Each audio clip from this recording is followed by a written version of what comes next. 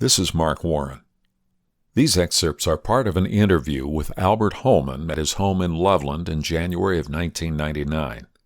His comments were completely spontaneous. In other words, not prepared or practiced in any way.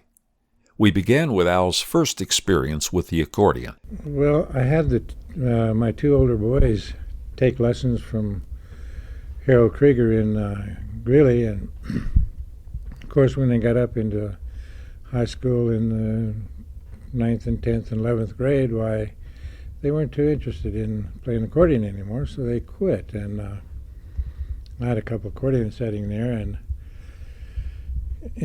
they were not being used, although the kids, when they did take lessons, they won several contests, both with duets and singly, you know. Two of the boys. Two of the boys. Dennis and Dwayne. Dennis is the older, who is still with me in the band. And how do we spell Dwayne's name? D-U-A-N-E. Okay. And so here the accordion sat in the closet, and one day, I went over to my brother-in-law in Keensburg, and he said, and he was probably like 45 years old, and he told me he was taking accordion lessons, and I said, "Gee whiz, that's great, you know." And he got out his accordion and he run through the scales in a little bit what he'd learned in the 4 or 5 lessons, you know. And I thought, well, that didn't look too hard, and so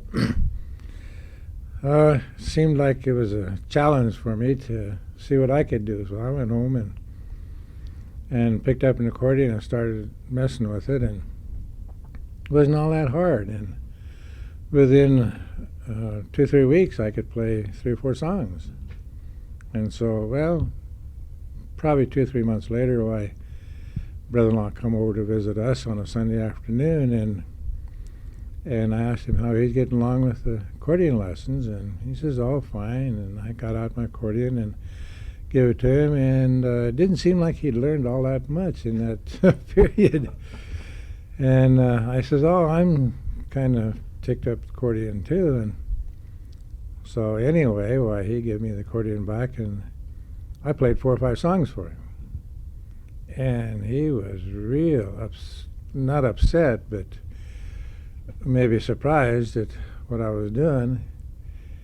And actually, later on in years, why, I was sorry I did that, because of the fact that he put his accordion down and never touched it again after that day. That was the end of 1964, New Year's Eve. Al was talking about his brother-in-law, John Sauer. Fast forward now to 1965. My brother-in-law, John Schaefer's brother, Jake, we visited back and forth, and of course he'd heard me play the accordion before when he'd come over and visit, and so he picked up the dulcimer and learned the dulcimer, and so we would sit on the farm in the house, and he would play the dulcimer and I would play the accordion. Well, my brother-in-law, John, then, he said, "Well, what can I play?" He says, "I'd like to get in on this too." And we told him to go get him a trombone. So he did. Next week he went and bought him a trombone, and 2 or 3 weeks later on another visit, why, he learned to play the trombone. And we were having some good jam sessions in the living room on the farm, the 3 of us. Well, Dennis, rather than being out and playing with his cousins outside in the yard, why, he'd sit in there and listen to us, and he sat on a piano bench, and we were playing a song, some songs there, and he was listening, and all of a sudden we heard a piano playing. And he turned around on the bench and started according along with the piano with us, you know. And that's where our band formed, right there. You've heard the term late bloomer. Al was 40 that year. That all happened at the Holman farm near Barnesville. Al never had any music lessons or training. While he had picked up the steel guitar back in the 1950s, he said there just wasn't any future in it. But he continued to learn song after song, mostly by listening to Dutch hop records. It wasn't long before it was time to play in front of a group of people at Dwight Austin's home in Brighton. Then, what you would call a public job. Jake Schaefer, the dulcimer player, had bought the East Lake Inn, and of course with the intention of us playing there, and that's where we started, and we played like once a month for probably a couple of years. Who else was playing East Lake in those days, do you recall? Well, Carl Zeller played there, Johnny Stramo,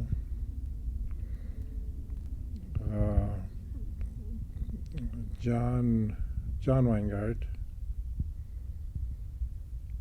and Ronnie Eckhart. Although, you know, we didn't like East Lake. Well, I don't think we even used the microphone in the piano because the place was small and had a good piano. Well, it was good until Dennis got a hold of it. Banged it up pretty good, didn't he? Well, yeah, he'd break a string, maybe like the C, you know. So he would get Jake's dulcimer tuning hammer, and he'd tune up a black key so it'd play C. And so he'd broken several strings, and so he had a bunch of keys tuned to where he could play it, and then nobody else could play that piano again. That was in 1967 and 68. East Lake Inn was a very small but cozy dance spot on the north edge of the Denver metro area. Many polka bands and others had gotten their start there. I asked Al about playing outside of northeastern Colorado. Some of the hardest dances we've ever played was in Nebraska. Really?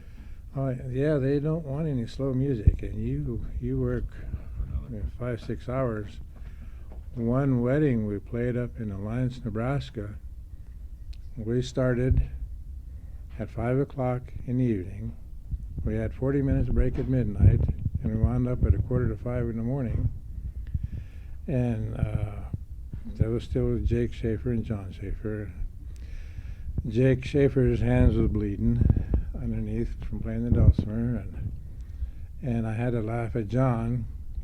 His mouth was all swelled up from blowing the trombone, and Dennis had his fingers all taped up From banging the piano. from banging the piano, and I had to wrap a handkerchief around my left wrist. Then the thing of it is, we went back to the motel. We got back there about 6. 8 o'clock in the morning, here was 3 guys come banging at the door, and they woke me up, and they said, "Come on down. We want to buy you breakfast. We want to talk to you." Okay, so I get on my clothes and I go down, and we have breakfast, and they demanded that we come to the hall at 10 o'clock and start all over again. And I couldn't tell them that, no, we were going to go home. They wouldn't accept that, and I says, okay, we'll be there at 10 o'clock. Well, I went and woke up the rest of the guys and packed up our stuff and put them in my white Chevy van, and we headed for home. It was exciting and rewarding in many ways, says Al. Of including the people that we played for. They were so appreciative, you know, and so friendly, and I mean, we still have friends that are almost, you know, they act like family, you know. And you know, we never did. People have tried to talk us into wearing costumes and stuff, maybe the same color shirts. And we just didn't feel like we wanted to do that because of the fact that we didn't want to stand out. Albert Holman and the Polka Tunes, the early years.